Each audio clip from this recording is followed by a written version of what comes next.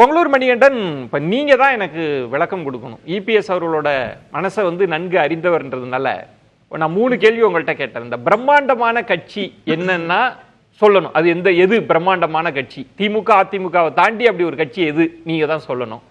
தாவேகாவோட உண்மையில் பேச்சுவார்த்தை போயிட்டு இருக்கா?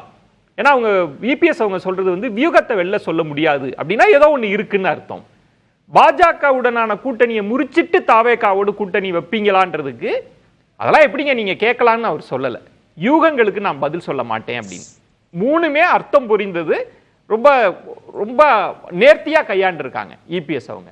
அதுக்கு என்ன விளக்கம்னு நீங்க தான் சொல்லணும்.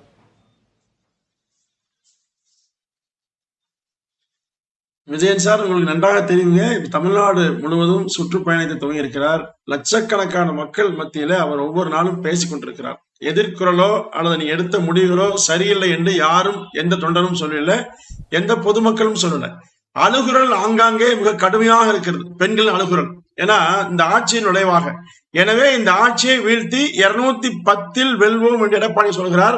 இன்னும் கூட்டணி வலுவானால் 234 வெல்லலாம் என்று விரும்புகிறார். இதுதான் அதிமுகவுடைய தொலைநோக்கு திட்டம். எனவே இதற்கு ஒரு கேள்வி, இப்ப நீங்க கேட்ட கேள்வி ஒரு பதில். அதாவது திமுகவோடு அதிமுக கூட்டணி அமைக்குமா என்ற ஒரு கேள்வி எழுப்பியிருந்தால் என்ன சொல்வாருங்க? நிச்சயமாக கேட்பாங்களா? அப்போ திமுகவை தவிர்த்து எந்த கட்சி சொன்னாலும் அவர் ஆமோதிப்பார். ஏன்னா திமுகவை தவிர எல்லா கட்சிகளும் நட்பு சக்தியிலே.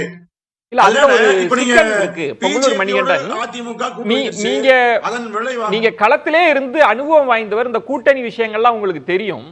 என்ன சிக்கல் அப்படின்னா, திமுகவை தவிர திமுகவை தோற்கடிக்கிற எல்லாருமே வாங்க அப்படின்றது ஒரு ஸ்ட்ராட்டஜி. ஆனா இங்க என்ன சிக்கல்னா, தாவேகா ஒரு நிலைப்பாடு எடுத்துட்டாங்க. பாஜக நீங்களாக திமுக நீங்களாகன்னு எடுத்தாச்சு. இன்னைக்கு கூட என்ன பதில் வருது கொள்கை பரப்பு செயலாளர்கிட்ட இருந்து, தாவேகாவில் இருந்து, பாஜகவோடு இருக்கிறப்ப நாங்க எப்படி கூட்டணி அமைப்போன்ற கேள்விதான் இருக்கு. நீங்க ஆனா தாவேகாவோடு பேச்சுவார்த்தை, அது வியூகம்னா அது என்ன வியூகம்? ஒண்ணு.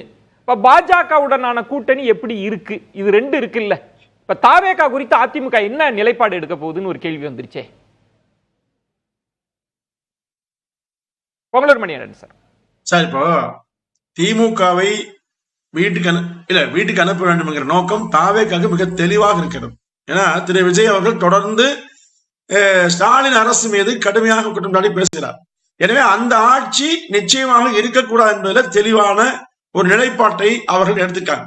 இப்போ அதிமுக மட்டுமல்ல, மற்ற கட்சிகளும் இருக்கிறது. இப்ப நீங்க திமுகவோடு கூட்டு வைத்திருக்கிற விசிக, மதிமுக, கம்யூனிஸ்ட், காங்கிரஸ் எல்லோருக்குமே திமுகவை எப்படியாவது அரியலில் ஏற்றி அழகு பார்க்க வேண்டும் என்கிற எண்ணம் எல்லாம் இல்ல. அவர்களுக்கு என்னன்னா, தங்கள் கட்சி வளர வேண்டும், வெற்றி பெற வேண்டும், தொடர்ந்து வெற்றி பெறலாம். அப்போ ஒரு 10 ஆண்டுகளா ஒரே அணியா இருக்காங்க. இப்போ அந்த 10 ஆண்டுகள்ல விசிகாவை மிக வேகமாக வளர்த்து விட்டுவிட்டது திமுக. கம்யூனிஸ்ட் கட்சிகள் ஒரு 30 தொகுதி வாங்குற அளவுக்கு வளர்த்து விட்டுவிட்டது திமுக. அல்லது மதிமுக ஒரு 20 தொகுதியில் பெற்றுவிடும், காங்கிரஸ் 70 தொகுதியில் பெற்றுவிடும். எங்களுக்கு வளர்த்து விட்டாங்களா? அல்ல.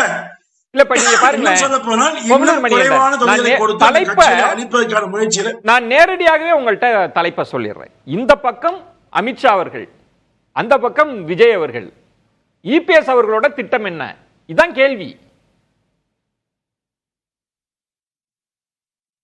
புரியுது சார். நீங்க தாவேகாவோடு கூட்டணி உண்டா இல்லையா அதான் சார்.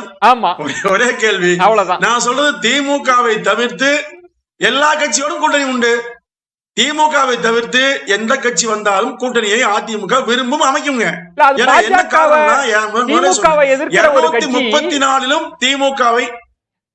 திமுகவை எதிர்க்கிற ஒரு கட்சி பாஜகவையும் சேர்ந்து எதிர்க்கிறோம்னு சொல்றாங்க. அங்கதானே உங்களுக்கு சிக்கலே இருக்கு. இப்ப விஜய் எப்படி இல்ல சார், தமிழ்நாட்டில் ஆள்வது திமுக. புரியுது சார், தமிழ்நாட்டை ஆள்வது திமுக. அவர்கள் ஆள்கிற காரணத்திலேயே மக்கள் வாழ்வாதாரம் பாதிக்கப்பட்டிருக்கிறது. அது காரணமான திமுக. எனவே அவர்களை வீழ்த்துவதற்கான வியூகம் அமைக்கிற போது யார் என்று பார்க்க முடியாது. ஒரே பொது நோக்கம், திமுக வேண்டாம் என்பதா. அந்த நோக்கத்தை உடையவர்கள் யாரெல்லாம் இருக்கார்களோ அவர்கள் எல்லாம் ஒன்றிணைத்தால் தவறில்லை என்பதுதான் அதிமுக விருப்பம். இல்ல சார், வெளியே வருமா? உங்க பாயிண்ட் நான் புரிஞ்சுக்கிறேன். அது ஒரு எதிர்கட்சியாக வியூகத்துல சரிதான். என்னுடைய கேள்வி என்பது, இப்ப பந்து உங்கள்கிட்ட இல்ல, தாவேகா கையில இருக்கு. அவங்க என்ன சொல்றாங்கன்னா பாஜக இருந்தா நாங்க வரமாட்டோம். அவங்களும் ஏடிஎம்கே ஆப்ஷனை ஓபன்ல தான் வச்சிருக்காங்க. ஆனா பாஜக இருந்தா வரமாட்டோம். அங்கதான் இந்த கேள்வி இருக்கு. இந்த பக்கம் ஷா இருக்காங்க, அந்த பக்கம் விஜய் இருக்கிறாங்க. நீங்க ஏதாவது ஒன்னதானே செலக்ட் பண்ண முடியும்.